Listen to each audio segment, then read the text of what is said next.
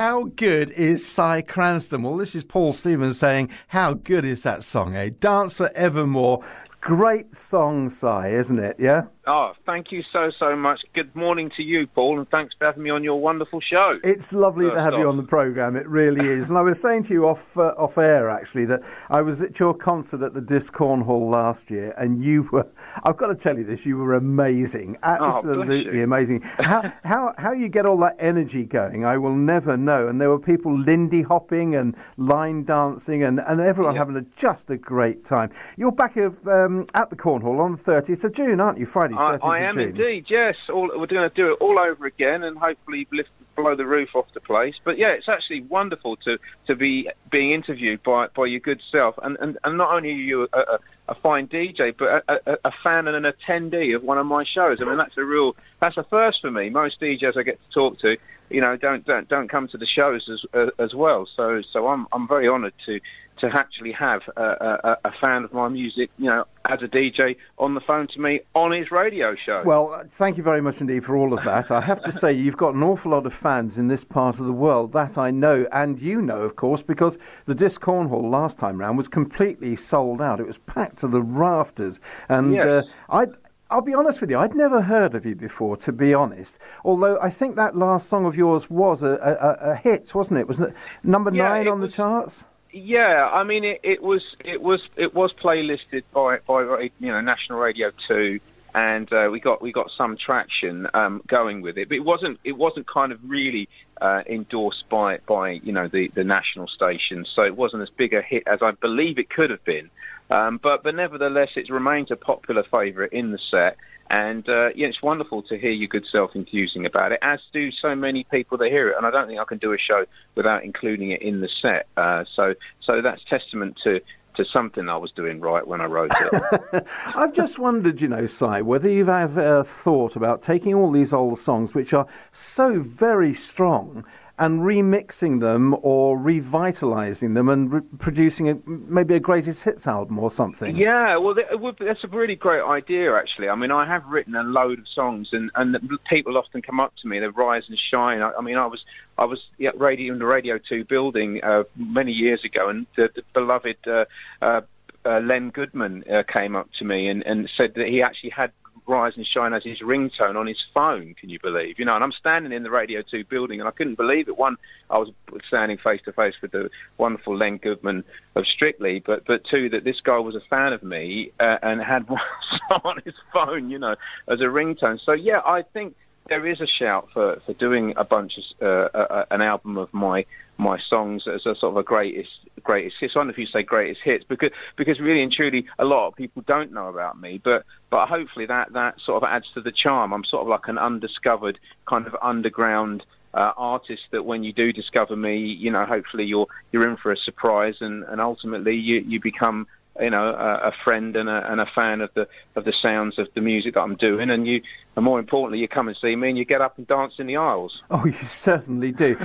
Listen, what's gone wrong then? Why is it that nobody has heard of you? Because, I mean, there is no doubt at all, people who do listen to you or see you in concert just rave about you, and yet you've never really had a big hit, have you? Yeah, I mean, look, the business is about luck, as we all know, and I'm not trying to take anything away from all the great artists that are up there that we all know about, but there are hundreds of thousands of artists like myself that you won't necessarily have heard of. We just might not have just had that lucky break, but I'm lucky enough to be doing what I'm doing on a smaller scale, and I'm busy writing a new album called Jollification, which is just all sort of tunes I've been kind of newly written songs I've been working on over the last year, and I'm super excited. Was mixing it this morning, mixing it last night, really living and loving what I'm doing, and I still believe, even though I'm not the youngest guy on the block anymore, that there's always that chance, as Del Boy says, this time next year, I'll be a millionaire sort of thing. So, I still believe that the big time is out there. And look, I'm doing music and I love what I do.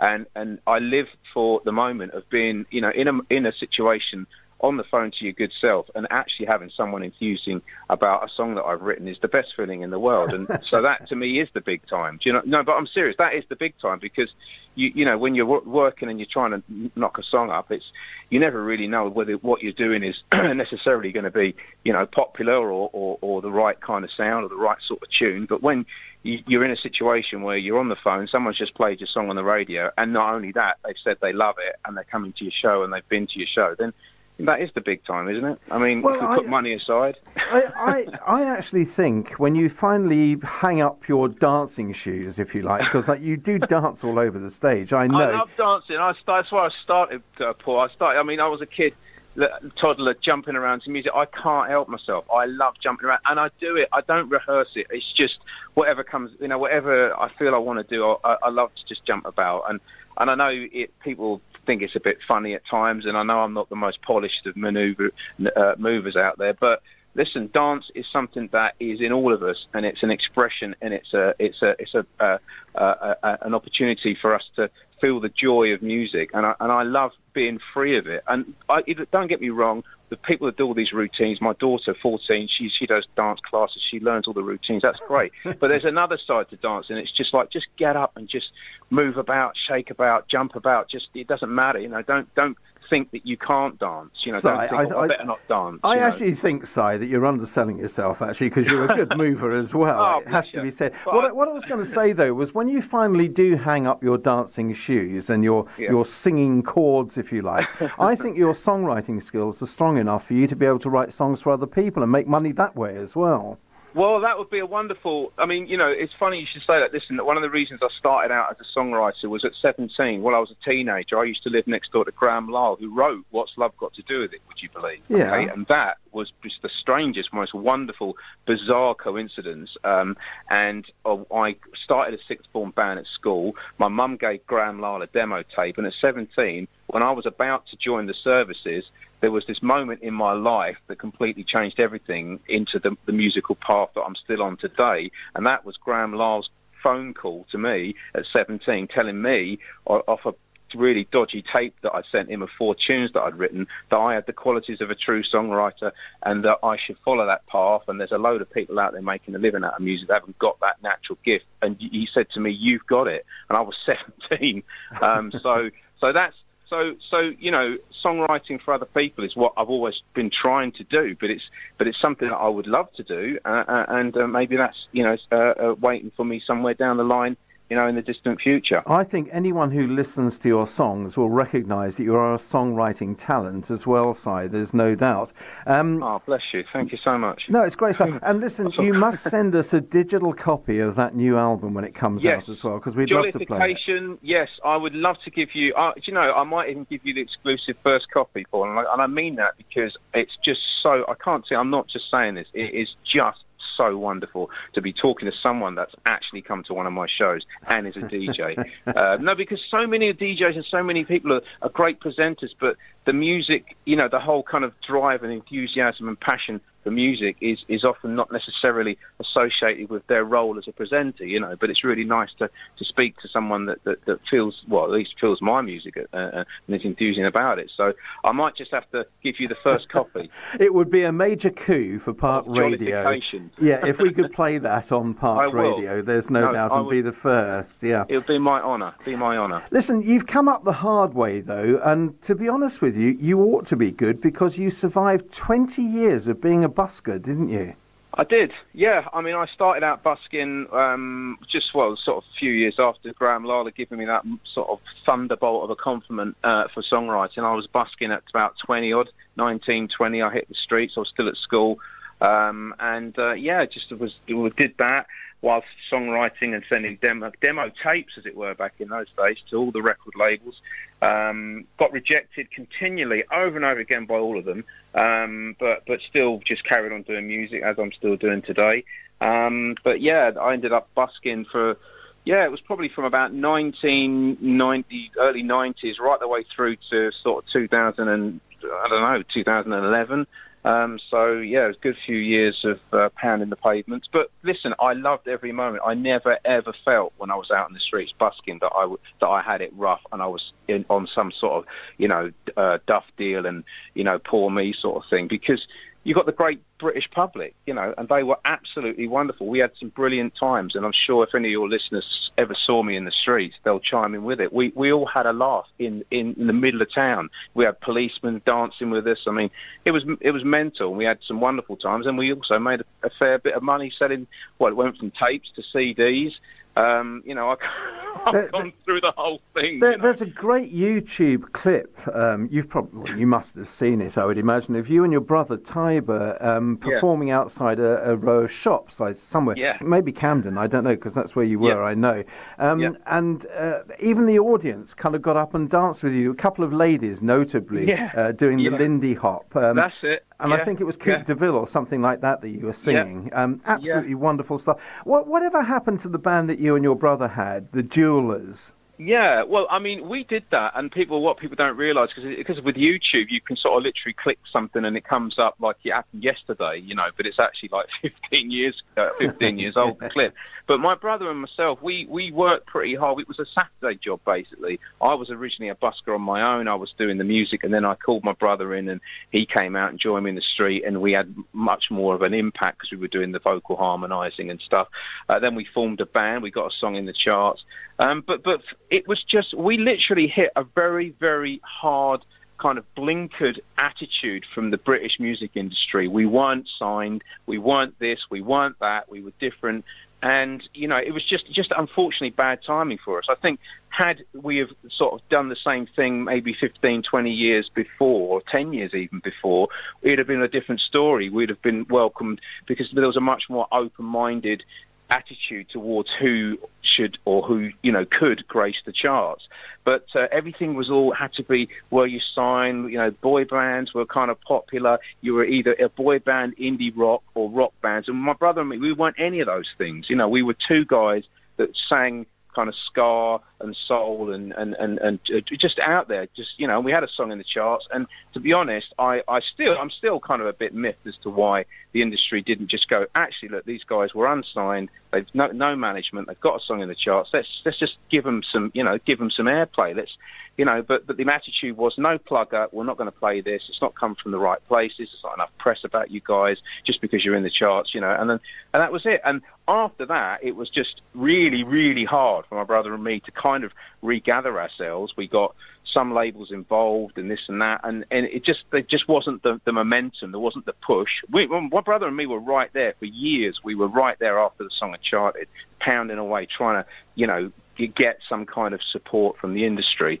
But if it was either management, labels, this and that. It was just bad luck, really. We just couldn't get the break, couldn't get the luck. So a good few years after that, I had started to write songs that were kind of inspired by my love for the old Motown stuff like Jackie Wilson, and so I came up with a song called Dynamo. And then I didn't even realise there was a vintage scene, and the vintage scene picked up on this tune Dynamo that I wrote, which is a bit like Reed Petit, but it's my own kind of composition of a melody, which was my own.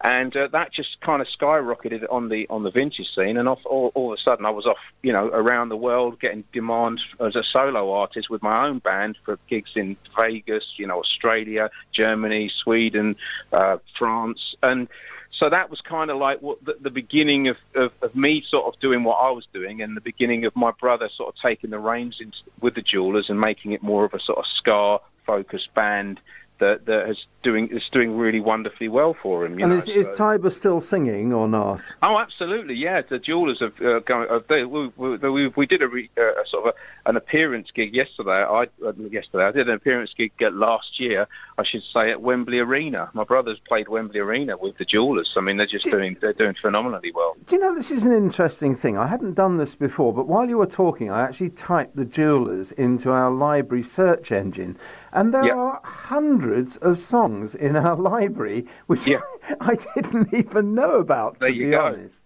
There you go. You'll have him on. You can have my brother on your show next week then. That would be great. That would be great to talk to him as well. Listen, tell us about this concert that's coming up at the Disc Cornhall then. So Disc Cornhall, it's the Disc Cornhall, fantastic venue, intimate, sort of small. I'd say it is intimate. It's quite a nice layout. It's got the tiered seating. There's room to dance in the aisles. I've played it a number of times. Really nice kind of arty theatre layout that's been great for my band and me. There's a lovely bar area. There's a sort of a cool boutique-y style cafe in there. It's just a really cool venue, and I always enjoy playing it. And if any of your listeners are free or Friday week, then it's a great night out. The band are playing with me. I've got a great band that back me up, and I'll be mixing my own tunes like Dance Forevermore in with some of the old greats that were the reason I guess I started singing in the first place. You know, the old Jackie Wilson and Sam Cooke tunes. And apparently you're going to be twisting the night away. I'm going to be twisting the night away. I love that tune. That's such a great song by Sam Cooke. It certainly is. Yeah. It's going to be a retro rocking soul extravaganza. It's going to be with Si Cranstoun. And Si, it has been a delight having you on the programme today. Paul, same here. Absolutely best interview I've done. Honestly, but I mean that. I hope I've not kind of babbled too much with too much enthusiasm. But I can't tell you how touched I am that you are a fan of what I'm doing, and I can't wait to give you this new album. As I say, I was working on it first thing this morning after the kids run, you guys could have the first play of it. It'd be my honour. Sounds wonderful. I look forward to meeting you on Friday the 30th of June at Disc Cornhall. Si Cranstoun, thank you very much indeed. Thank you, Paul.